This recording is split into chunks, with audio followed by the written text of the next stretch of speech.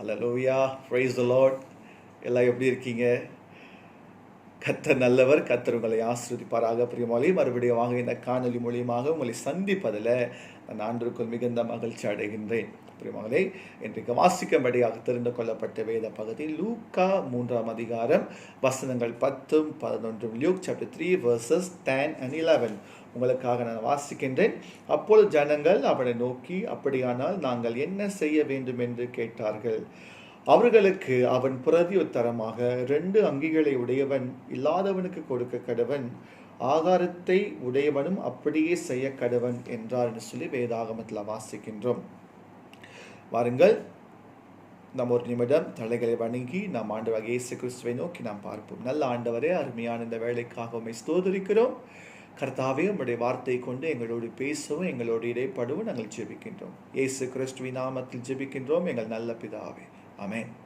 பிரியமானவர்களே, இந்த லூக்கா 3ஆம் அதிகாரத்துக்குள்ளாக போவதற்கு முன்பதாக இன்னொரு பகுதியை உங்களுக்கு ஞாபகப்படுத்த ஆசைப்படுகின்றேன்.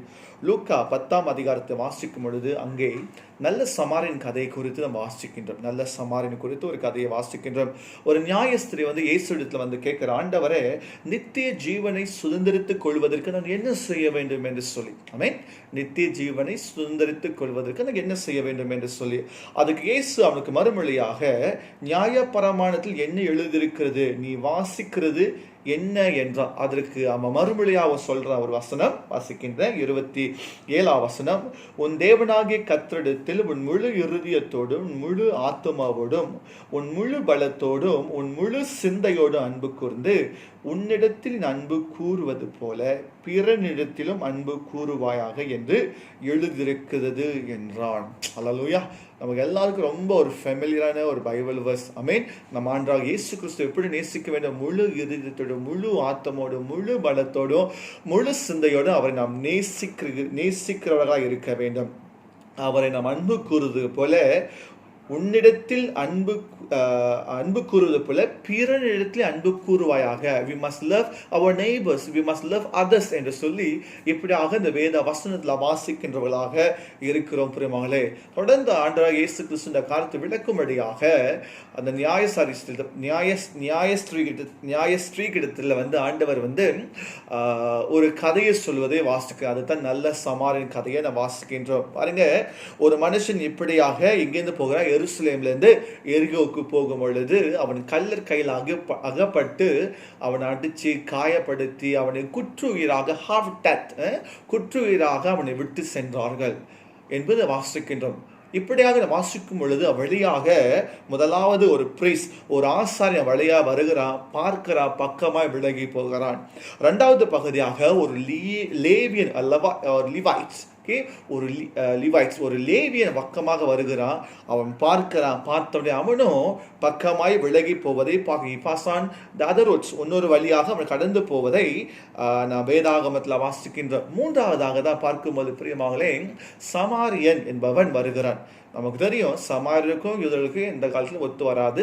அவங்களுக்குள்ள சில பிரச்சனைகள் இருக்கின்றது நம்ம நல்லா படித்திருக்கிறோம். ஆனபடியாலும் பிரியமாகலே ஒரு சமாரியன் பாருங்க வழியா வருகிறான். ஆமென். அந்த சமாரியன் வழியா வருகும் பொழுது அவன் முதலாவது அவன் பார்க்கிறான். ஆமென். அவன் பார்க்கின்றான். வாசிப்போம் அந்த பகுதியை பாருங்க. லூக்கா 10ஆம் அதிகாரத்தில் 25ஆம் வசனம் தொடங்கி 27ஆம் வசனம் 37ஆம் வசனம் வரைக்கும் நம்ம வாசிக்கலாம். 33ஆம் வசனம், பின்பு சமாரியன் ஒருவன் பிரயாணமாய் வருகையில் அவனை கண்டு மனதுருகி கிட்ட அவனுடைய காயங்களை எண்ணெயும் திராட்சரசமும் வார்த்து காயங்களை கட்டி அவனை தன் சுய வாகனத்தில் ஏற்றி சத்திரத்துக்கு கொண்டு போய் அவனை பராமரித்தான் சொல்லி வாசிக்கின்றோம். இவங்களே முதல் பகுதியாக ஒரு பிரீஸ், ஒரு ஆசாரியர் வருகிறார். 2வது ஒரு லிவைட்ஸ், ஒரு லேவியன் வருகிறார்.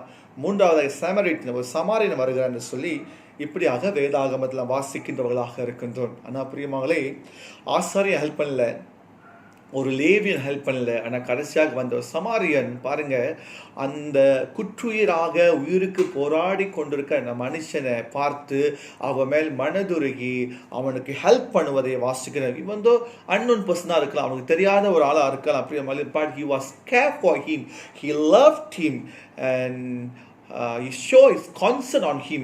இப்படியாக நாம் பார்க்கின்ற பிரியமாக அவன் மேலே அவன் அக்கறைப்படுகிறான், அவன் நேசிக்கிறவனா இருக்கிறான், அவன் மேலே அதிக என்ன சொல்லலாம் பாசம் அக்கறை நிறையா சொல்லி கொண்டு போகலாம். அப்படி இருக்கிற மனுஷன் மட்டும்தான் பிரியமான அநேக காரியங்களை உண்மையாக செய்ய முடியும். ஸோ ஆனபடியால் பாருங்க, இந்த மனுஷன் என்ன பண்ணுறான், அவன் எந்த ஒரு எதிர்பார்ப்புமே இல்லாமல் அவனை சொந்த வாகனத்தில் சுய வாகனத்தில் ஏற்றிக்கொண்டு அவன் ஒரு இடத்துல போய் அவனை பராமரிக்கிறான். அவனுக்கு பல காரியங்களை செய்வதை வேதாகமத்தில் நாம் வாசிக்கக்கூடிய மக்களாக இருக்கின்றோம். அப்போ இயேசு கிறிஸ்து வந்து அந்த ஞாயிற்றை பார்த்து கேட்கிறான், இதில் யாரு சிறந்தவன், யாரு உண்மையானவன் என்று கேட்கும்போது அவன் சொல்றான், அவனுக்கு இரக்கம் செய்தவனே, அவனுக்கு உதவி செய்தவனே என்று சொல்லி நாம் இப்படியாக பார்க்கின்றோம். எஸ் பிரியமானே, உதவி செய்தவன் தான் எல்லா ரீதியிலும் பெரியவனாக காணப்படுவதை இந்த வேதாகமத்தில் வாசிக்கின்றோம். அப்போ பாருங்க, ஆண்டு சொல்றாரு அந்த நியாயஸ்திரியை பார்த்து, you must love your neighbour.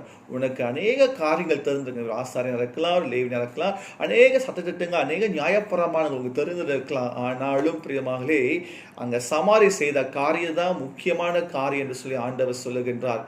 ஆபத்தில் இருக்கிற ஒரு மனுஷனுக்கு அவன் தக்க சமயத்தில் போய் உதவி செய்து, அல்லேலூயா, அவனை நேசிப்பது மட்டும் இல்லாமல் அவனை பராமரித்து அவனை அரவணைத்து மற்ற காரிய வேதாகமத்திலியாக நாம் வாசிக்கக்கூடிய மக்களாக இருக்கின்றோம். ஸோ பிரியமாகவே நம்ம கடவுளை நேசிக்க சொல்லிக்கிட்டு நம்ம என்ன சொல்லுவாங்க, கீழான லெவலில் வந்து நம்ம எந்த வேலையும் செய்யலைன்னா நம்முடைய விசுவாசம் வீண், நம்முடைய கிரிய வீணாக இருக்கணும். If you love God we must show in action.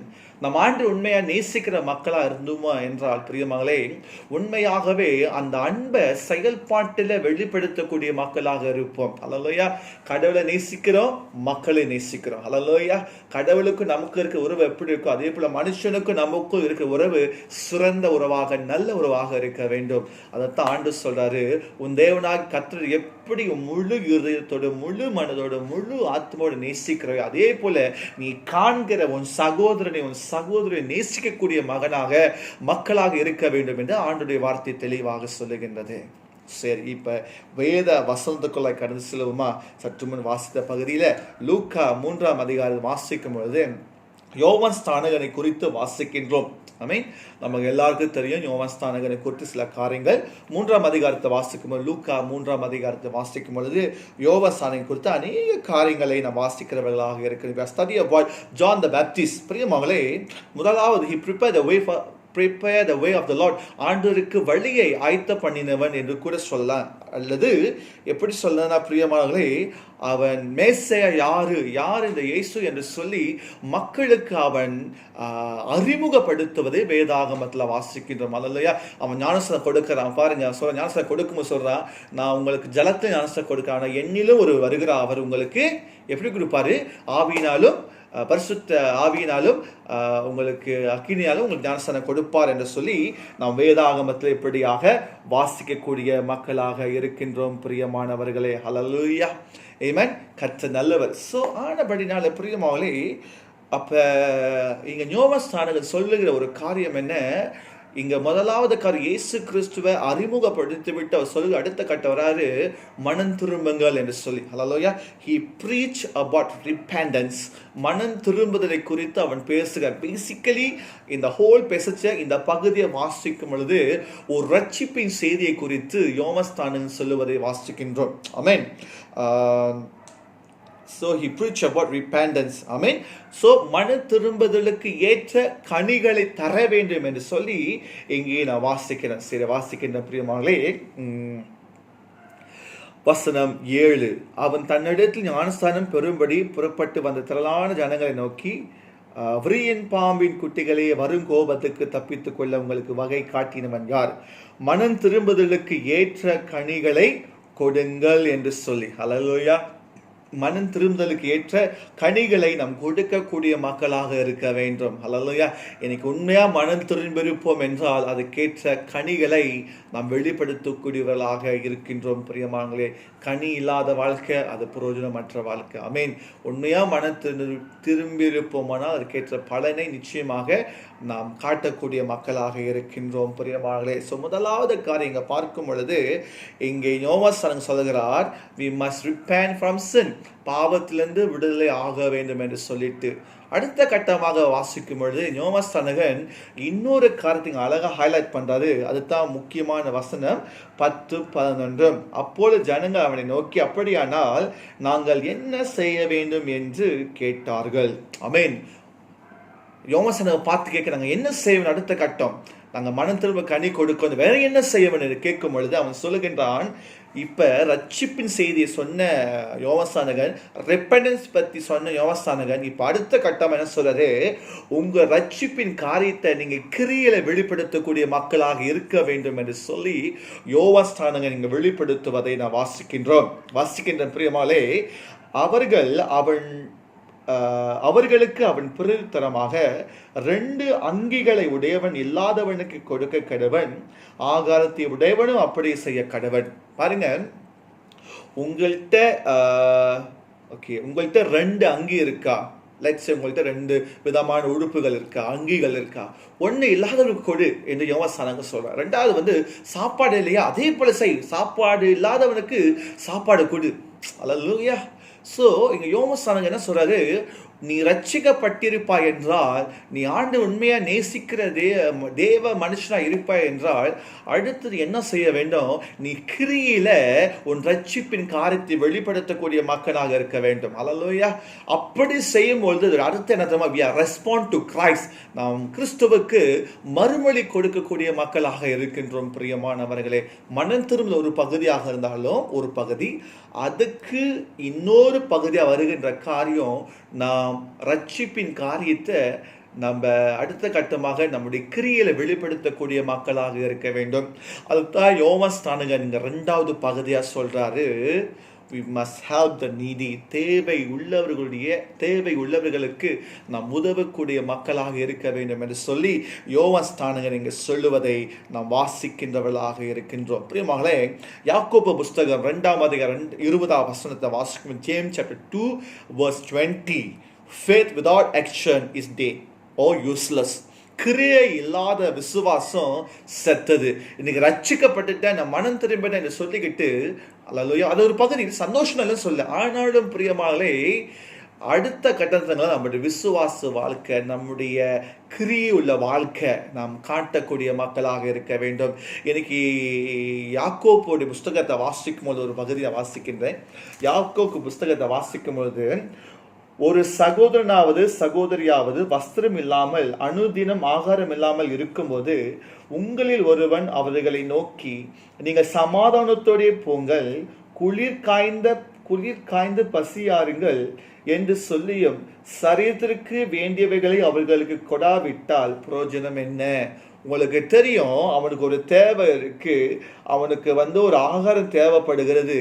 ஆனால் உங்களுக்கு தெரிஞ்சு நீங்க என்ன சொல்றீங்க, பரவாயில்ல நீ போயிட்டு வா, உனக்காக ஜெபிக்கிறேன், கடவுள் ஆகாரத்தை கொடுப்பாரு, ஆண்டவனை ஆசீர்வதிப்பார், நல்லதாலும் சொல்ல பிரியமாகலே. ஆனால் அது முக்கியமான காரணம் தெரியுங்களா, இங்க உங்கள்கிட்ட இருக்கு பாருங்க, உங்களையும் ஒரு அவர்களை நோக்கி நீ சமாதானத்திலே போங்கள், குளிர்காந்து பசியான்னு சொல்லியும் சரீரத்துக்கு வேண்டியவைகளை அவர்களுக்கு கொடாவிட்டால், ஆமென், அவங்களுக்கு வேண்டிய தேவையை நீங்க செய்யாவிட்டா உங்க விசுவாசம் செத்த விசுவாசம் என்று சொல்லி யாக்கோபு சொல்லுகின்றார். அதை தான் யோவான் அங்க சொல்றாரு, ஆகாரம் இல்லாதவருக்கு ஆகாரம் கொடுங்க, ஆடைகள் இல்லாதவருக்கு ஆடை கொடுங்க. இங்க ஜேம்ஸ் அதான் சொல்றாரு, அல்லேலூயா, ஒருத்தன் பசியா உன் வீட்டுல சாப்பாடு கேட்டானா குடு என்று யாக்கோபு சொல்லுவதை வேதாகமத்தில் வாசிக்கின்றோம். பிரியமானவர்களே, அல்லேலூயா. இன்னைக்கு நான் ஆண்டவரை விசுவாசிக்கிறேன், ஆண்டவரை நம்புறேன், I have faith in the Lord, very good, but your faith doesn't show in action, we are useless. நம்ம என்ன சொல்லுவாங்க, ஒரு பிரயோஜனமற்ற ஒரு விசுவாசத்துக்குள்ளாக நாம் இருக்கிறோம், பிரயோஜனமற்றவர்களாக நாம் இருக்கின்றோம். பிரியமானவர்களே, ஆனபடினால் தான் கர்த்தருடைய வார்த்தை தெளிவாய் சொல்லுகின்ற, கிரியை இல்லாத விசுவாசம் செத்தது என்று யாக்கோபு இங்க சொல்லுவதை வாசிக்கின்றோம். அதைத்தான் யோவான் அங்க சொல்றாரு.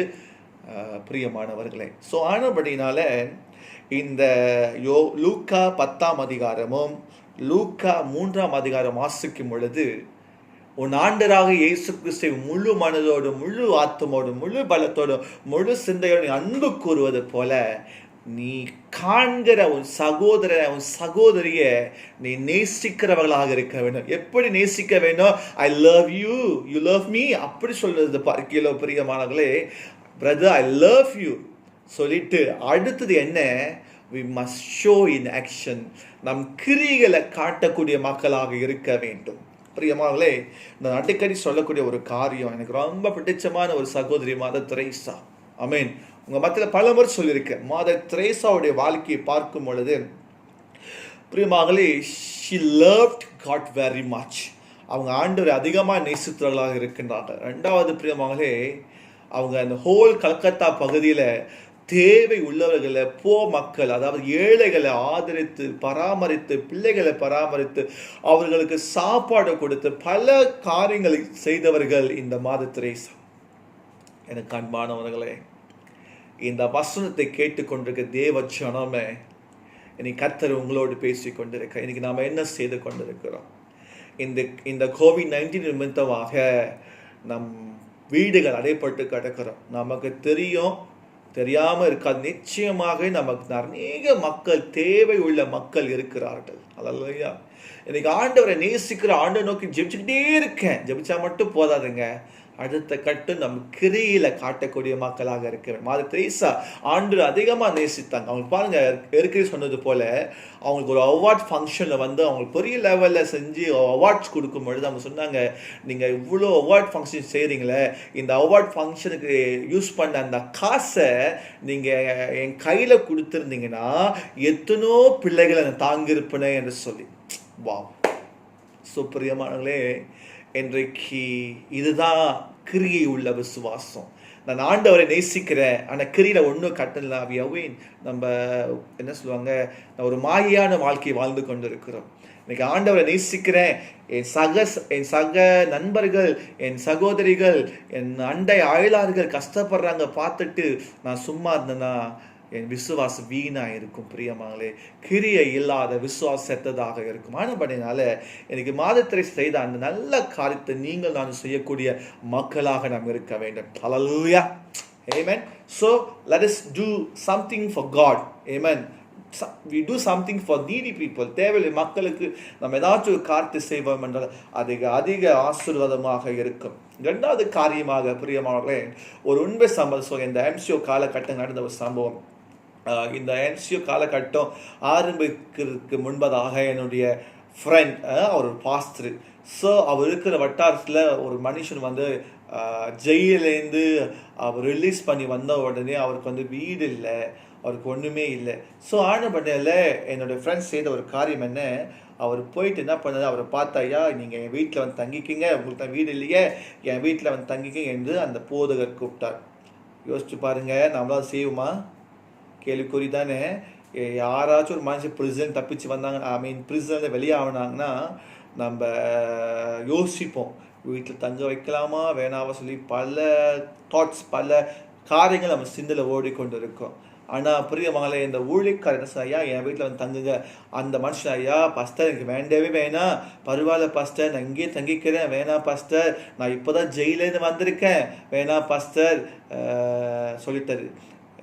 அப்போ அந்த போதகர் இல்லைங்கய்யா, பரவாயில்லையா, எனக்கு அதெல்லாம் பிரச்சனையே இல்லை, நீங்கள் எங்கே இருந்தால் பிரச்சனை வாங்கய்யா, உங்களுக்கு தான் தங்க இடம் இல்லையா, என் வீட்டில் தங்கிக்குங்க என்று சொல்லி அவர் கூப்பிடும் பொழுது, இல்லை பஸ் எனக்கு வேணாம் சொல்லிட்டு பிரியமாங்களே, அந்த ஒரு நாள் அவர் வெளியே தங்கிட்டு அந்த மறுநாள் போதகர் என்ன செய்தார், அவருக்கு தங்குறதுக்கு ஏதாச்சும் அரேஞ்ச் பண்ணுன்னு சொல்லிட்டு அவர் என்ன பண்ணார், எங்கேயோ அவங்க சர்ச்செல்லாம் சேர்ந்து கொஞ்சம் காசு கலெக்ட் பண்ணி ஐ திங்க் அவர் நிறைய பணத்தை போட்டு தங்குறதுக்கு ஒரு இடத்தை ஆயத்தம் பண்ணி அவருக்கு கொடுத்தார். பிரியமாங்களே, அந்த நாளில் அவர் அந்த பாஸ்டர் ரொம்ப நன்றி, எல்லாமே என்னை வெறுத்து ஒதுக்குவாங்க, நான் ஜெயிலில் வந்தால் யாரையும் மதிக்க மாட்டாங்க, ஆனால் நீங்கள் என்னை ஆதரித்தீங்க, ரொம்ப நன்றி சொல்லிட்டு பிரியமாங்களே அவர் அந்த போதுக்கு ரொம்ப நன்றி சொன்னார்.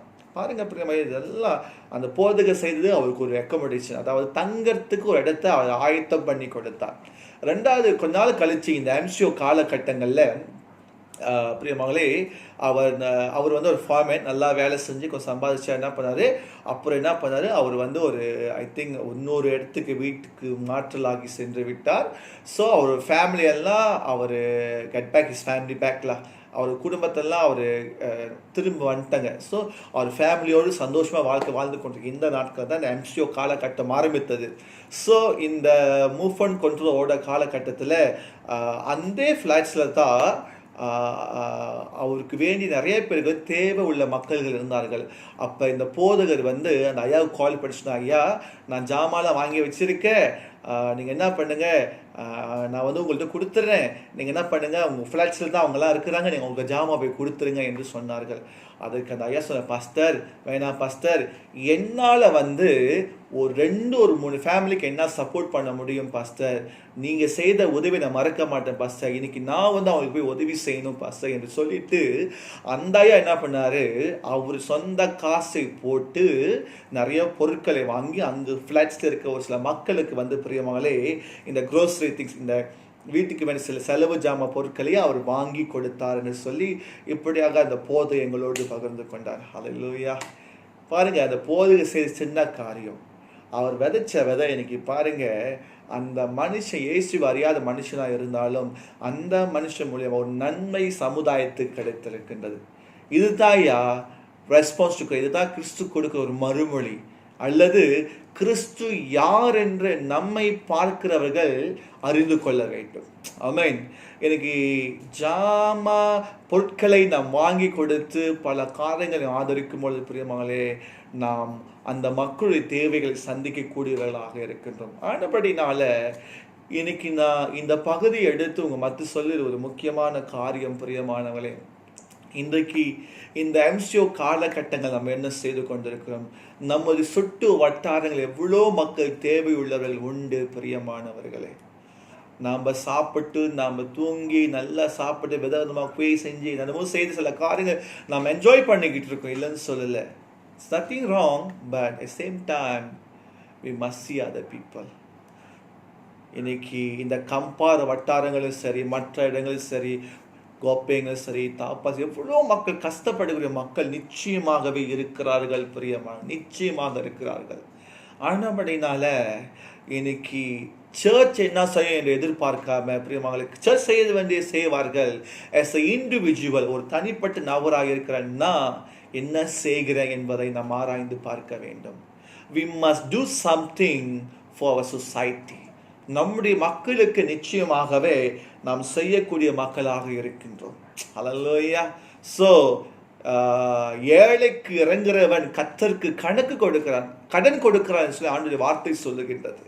ஸோ ஆனபடினால ஒரு ஏழையுடைய தேவை சந்திக்கும் பொழுது நம்ம ஆண்டவருக்கே கடன் கொடுக்கிறோம் என்று சொல்லி ஆண்டுடைய வார்த்தை சொல்லுகின்றது. ஸோ பிரியமான வேதாகமத்தை முழுவதுமாக வாசிக்கும் பொழுது ஆண்டவர் ஏழைகளை, திக்கற்ற பிள்ளைகளை, உதவி இல்லாத ஆண்டவர் அதிகமாய் நேசிக்கின்றவராக இருக்கிறார். ஏன்னா அவங்களுக்கு கைவிடப்பட்ட சூழ்நிலையில தான் அன்பான கிறிஸ்துவ ஜனமே, கிறிஸ்துவுடைய தேவ ஜனமே, ஹல்லேலூயா, நீங்க கரங்களை கொடுத்து, ஐயா நான் உன் கூட இருக்கேன், உன் கஷ்டத்தை நான் இருக்கேன், உனக்கு நான் ஹெல்ப் பண்றேன் என்று சொல்லிட்டு உங்க உதவி கரத்தை நீட்டுங்கள் பிரியமானவர்களே. ஹல்லேலூயா. உங்க வீட்டில் ஒரு 2 சாடின்னு வாங்குறீங்களா, ஒரு சாடி எடுத்து கொடுங்களேன். உங்கள் வீட்டில் ஒரு மில்லோட்டின்னு வாங்குறீங்களா, இன்னொரு மில்லோ எக்ஸ்ட்ரா வாங்கி கொடுங்க, ப்ளஸ் பண்ணுங்களேன் பிரியமாங்களே. உங்கள்கிட்ட இருக்கிறத நீங்கள் ப்ளஸ் பண்ணுங்க. கர்த்தர் நிச்சயமாகவே உங்களை ஆசீர்வதிக்கக்கூடிய தேவனாக இருக்கின்றார். எனக்கு அன்பானவர்களே, இன்றைக்கு நம்ம நிறையா பணத்தை சேகரித்து நம் பேங்கில் போட்டு வச்சு பிரியமாங்களே, ஒரு நாள் அது என்ன ஆகும்போது நமக்கு தெரியாது. ஆனால் பிரியமாங்களே, இந்த சூழ்நிலை, at the moment, at the current situation, அநேக மக்கள் கஷ்டப்படுகிற இந்த காலகட்டம், as a church, as an individual, as a member, as a person, அல்லேலூயா, நாம் என்ன செய்ய போக என்பதை நாம் ஆராய்ந்து செயல்படக்கூடிய மக்களாக இருக்க வேண்டும். ஸோ ஆனபடினால இன்னைக்கு ஆண்டு உண்மையா நேசிக்கிறோம் என்று சொல்லுவோம் என்றால் அடுத்த கட்டம் என்ன தெரியுங்களா, கண்டிப்பாக நம்முடைய விசுவாசமானது கிரியில் அது வெளிப்படுத்தக்கூடிய காரியமாக இருக்கின்றது. So if you say I'm loving God, but you must show in action. Hallelujah. Show God's love to other people. மற்ற ஜனங்களுக்கு கிறிஸ்துவின் அன்பை கிரியை மூலமாக வெளிப்படுத்தக்கூடிய மக்களாக நாம் இருக்க வேண்டும் என அன்பானவர்களே. அவங்க மலாய்க்காரர்களாக இருக்கலாம், அவர்கள் தமிழர்களாக இருக்கலாம், அவர்கள் சீனவர்களாக இருக்கலாம், யார் வேணா இருக்கட்டுமே. அல்லேலூயா. ஆண்டவர் எல்லாத்தையும் நேசிக்க சொல்லியிருக்கார். நீ என்னை நேசிக்கிற போல ஆண்டவராகிய இயேசு கிறிஸ்துவை எப்படி முழு மனதோடு, முழு சிந்தையோடு, முழு பலத்தோடு நேசிக்கிறது போல எந்த மக்களையும் அப்படியாக நேசிக்க வேண்டும். ஈக்குவலாக சொல்ல அவங்களை அப்படியே நேசிக்கணும் என்று ஆண்டவர் சொல்றாரு. அதாவது ஆண்டவர் நேசிக்கிறதுல நீ உன்னை நேசிக்கிறது போல அவர்களும் நேசிக்க வேண்டும் என்று சொல்லி ஆண்டவர் சொல்லுகின்றார். ஸோ பிரியமானவர்களே, இந்த ஒரு தருணத்தில் உங்களை சேலஞ்ச் பண்ண ஆசைப்படுகின்றேன். இதுக்கு மேலாக நம் வீட்டில் இருக்கிற நாம் பிரியமானவர்களே, நம்மால் முடிந்த ஒரு சிறு தொகையை ஒதுக்கி, ஒரு சின்ன தொகையை ஒதுக்கி இந்த தேவை உள்ள மக்களுடைய தேவைகளை சந்திப்போம். நிச்சயமாக நிறைய பேர் இருக்கிறாங்க பிரியமானவர்களே. நிச்சயமாக that's a lot of people with a vast need. அதிகமான தேவையோடு இருக்கிறார்கள். ஸோ அவருடைய தேவைகள் நிச்சயமாக சந்திப்போம். கிறிஸ்துவின் அன்பை வெளிப்படுத்துவோம். கிறிஸ்து நேசிக்க சொல்லியிருக்காரு, அவரை ஆதரிக்க சொல்லியிருக்காரு. யாக்கோபு சொன்னது போல அல்லேலூயா, கிரியை உள்ள விசுவாசத்தை கொண்டு வருவோம். கிரியை இல்லாத விசுவாசம் நமக்கு வேணாம். கிரியை உள்ள விசுவாசத்துக்குள்ளாக நாம் வளருவோம். கர்த்தர் நம் யாவரையும் ஆசீர்வதிப்பாராக. அல்லேலூயா. கர்த்தர் உங்களை ஆசீர்வதிப்பாக. நாம் ஜெபம் செய்வோம். நல்ல ஆண்டவரே, அருமையான இந்த வேலைக்காக நாங்கள் உம்மை ஸ்தோத்திரிக்கிறோம். பிதாவே, ஆண்டவரே, நாங்கள் விசேஷமாக இந்த காலகட்டங்களில் தேவை உள்ள மக்களுடைய தேவைகளை சந்திக்க எங்களுக்கு உதவி செய்யும் ஆண்டவரே. ஆண்டவரே, திருச்சபையாகவும் ஆண்டவர் தனிப்பட்ட நபராகவும் எங்களால் முடிந்த காரியத்தை நாங்கள் செய்ய எங்களுக்கு உதவி செய்யும். மக்களுடைய தேவைகளை கரெக்டாக நாங்கள் சந்திக்கவும், அவருடைய கஷ்டத்தில் எங்களுக்கு உதவி கருத்தை நீட்டி அவங்க கஷ்டத்தை போக்க எங்களுக்கு உதவி செய்யும் ஆண்டவரே. இது நிமித்தமாக கிறிஸ்துவின் அன்பை நாங்கள் வெளிப்படுத்த எங்களுக்கு உதவி செய்யும் ராஜா. நாங்கள் உலகத்திற்கு உப்பாகவும் ஒளியாகவும் இருக்கிறோம் என்ற வேத வசனத்தில் வாசிக்கிற வண்ணமாக இது நிமித்தமாக கிறிஸ்துவின் நாமும் மகிமை பெற நாங்கள் ஜெபிக்கிறோம். எங்களை தாழ்த்தி உண்மையை உயர்த்தி ஜெபிக்கின்றோம். ஜெபங்களும் எங்கள் நல்ல பிதாவே, ஆமென். பிரியமகளே, கர்த்தர் உங்களை ஆசீர்வதிப்பார். God bless you. தொடர்ந்து நாம் நல்ல சேவைகளை செய்வோம், மக்களை ஆதரிப்போம், நம்மால் முடிந்த உதவி செய்வோம். கர்த்தர் நிச்சயமாகவே உங்களை ஆசீர்வதித்து வழிநடத்துவாராக. God bless you. Bye.